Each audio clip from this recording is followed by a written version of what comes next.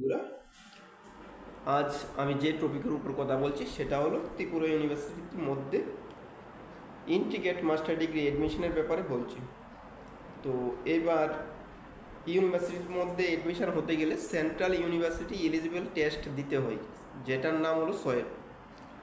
তো এবার সোয়েটের রেজাল্টটা অনেকটা দেরিতে বের হয়, কারণ ওই নেটের একটা সমস্যা সৃষ্টি হয়েছিল রেজাল্ট নিয়ে। তারপর এই রেজাল্টটা দিতে একটু প্রসেসিংটা দেরি হয়ে যায়। অ্যাকচুয়ালি এটা দিল্লির থেকে এন্ট্রান্সের রেজাল্ট বাইর হয়, বা সবটা এন্ট্রান্সের প্রক্রিয়াটাই দিল্লির থেকে করা হয়, মানে সব ইউনিভার্সিটিকে একসাথে এন্ট্রান্স টেস্ট করা হয়।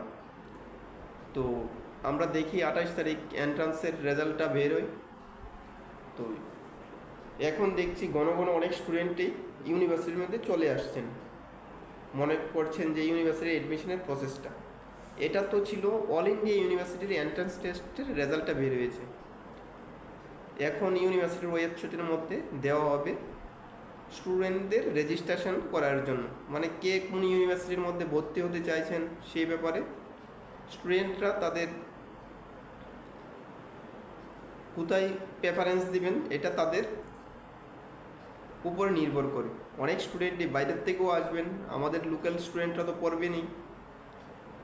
তো বিভিন্ন কোটা বিভক্ত আছে, সেইগুলি নিয়ে পরে এই ব্যাপারে বলা হবে অ্যাডমিশনের সময়। এখন আগে রেজিস্ট্রেশনটা করতে হবে।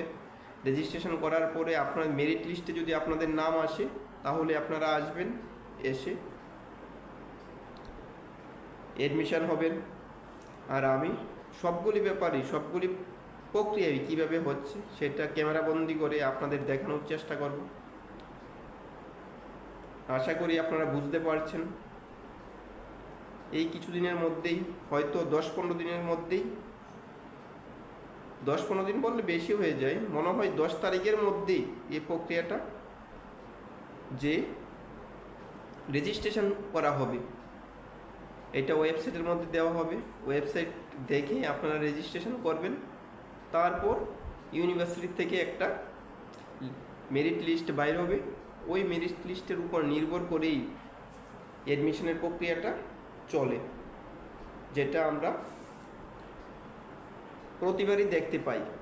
এবারের প্রসেসটা কি হচ্ছে সেটাও যদি ইনফরমেশন কিছু পাই তাহলে আপনাদের কাছে অবশ্যই শেয়ার করব।